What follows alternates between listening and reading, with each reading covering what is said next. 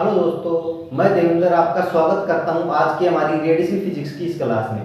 तो पिछली क्लास में हमने देखा था कैथोड असेंबली और उसके प्रिंसिपल को, और आज हम देखेंगे क्या देखेंगे आज हम एनोड असेंबली। तो एनोड असेंबली किसकी बनी होती है, क्या काम करती है, ये सब देखेंगे आज की हमारी इस क्लास में।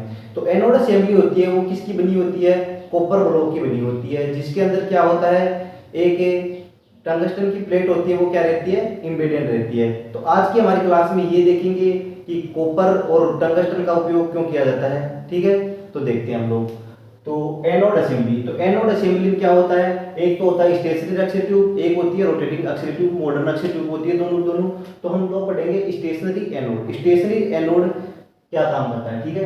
तो स्टेशनरी अक्षय ट्यूब होती है ना, वो क्या होती है, one of the modern Akshay tube होती है। जो स्टेशनरी अक्षय ट्यूब होती है वो क्या होती है, एक प्रकार की मॉडर्न अक्षय ट्यूब होती है, in which the anode is stationary. इसके अंदर क्या होता है, जो एनोड होता है वो क्या होता है, स्थिर रहता है, स्टेशनरी रहता है, एक जगह ही रहता है। ठीक है, the anode is made up of copper block. तो इसका जो एनोड होता है वो किसका बना होता है, कॉपर ब्लॉक का बना हुआ होता है।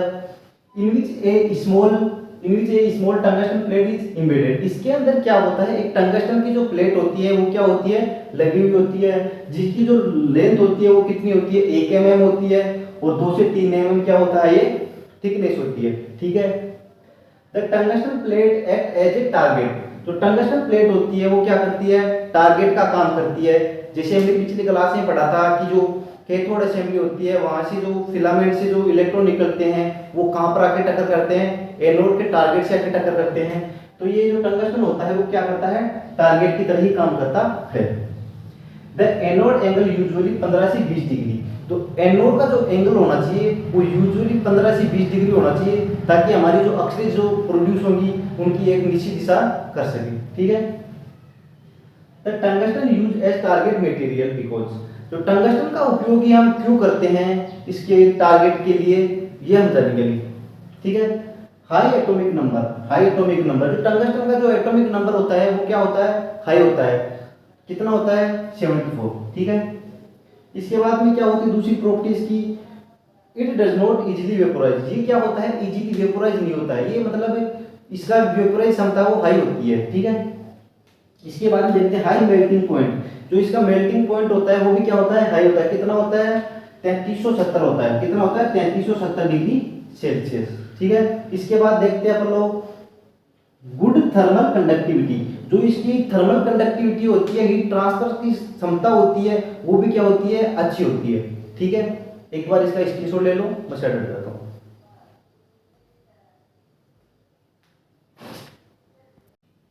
इसके बाद हम देखते हैं कि जैसे ही इलेक्ट्रॉन क्या होते हैं कैथोड फिलामेंट से निकलते हैं, तो उस समय क्या करते हैं हम लोग, हाई वोल्टेज सप्लाई अप्लाई करते हैं, जिससे क्या होते हैं जो इलेक्ट्रॉन होते हैं वो क्या करते हैं, एक्सीलरेट होते हैं कैथोड से एनोड की तरफ। तो हाई एनर्जी इलेक्ट्रॉन होते हैं वो क्या करते हैं, हीट करते हैं टारगेट से जाके और जनरेट करते हैं अक्षरे। अगर जिस समय जो जनरेट अक्षरे करते हैं ना, उस समय क्या होता है, लार्ज अमाउंट के अंदर क्या होता है, हीट का प्रोडक्शन होता है। ठीक है, तो कॉपर ब्लॉक क्या करता है, उस हीट को टारगेट से दूर ले जाता है। एक बार देखते हैं इसको। ठीक है, when an electron hit the target, जो इलेक्ट्रॉन होते हैं वो क्या करते हैं, टारगेट से हिट करते हैं एंड जनरेट अक्सरेज, और अक्षरे का जनरेट करते हैं। ठीक है, उसके बाद में as the result a lot of heat produce. ये क्या करते हैं, हीट का प्रोड्यूस करते हैं लार्ज अमाउंट के अंदर, जिस समय अक्षरे का प्रोडक्शन होता है उस समय। The copper is a good conductor. जो कॉपर होता है वो क्या होता है, गुड कंडक्टर होता है ऑफ हीट। हीट का क्या होता है, ये गुड कंडक्टर होता है। जो कॉपर होता है हीट का गुड कंडक्टर होता है, जो क्या करता है, हीट को टारगेट से दूर ले जाता है। ठीक है, it take away from heat from the target. ये क्या करता है, टारगेट से हीट को दूर ले जाने का काम करता है। So anode does not get to heat, जिससे क्या होता है, जो एनोड होता है वो ज्यादा गर्म नहीं होता है। ठीक है, a high voltage supply is apply between the anode and cathode. जो हाई वोल्टेज सप्लाई होती है वो अप्लाई की जाती है एनोड एंड कैथोड के बीच में। The electron accelerated toward the anode, जिससे कारण क्या होता है, जो इलेक्ट्रॉन होते हैं वो किसकी तरफ, एनोड की तरफ एक्सीलरेट कर सके। ठीक है, इसके बाद हम देखते हैं why we use copper block. Copper block का उपयोग हम क्यों करते हैं, तो इसका पहला कारण है इलेक्ट्रिकल कंडक्टर। ये क्या होता है, इलेक्ट्रिकल कंडक्टर होता है। ठीक है। दूसरा हो mechanical support for the target, ये क्या करता है, टारगेट को एक मैकेनिकल सपोर्ट प्रोवाइड करता है। तीसरा होता है गुड थर्मल रेडिएटर, ये क्या होता है, रेडिएटर का गुड थर्मल होता है, मतलब ऊष्मा का संचरण अच्छी तरीके से करता है। ठीक है, एक बार इसका स्क्रीनशॉट ले लो।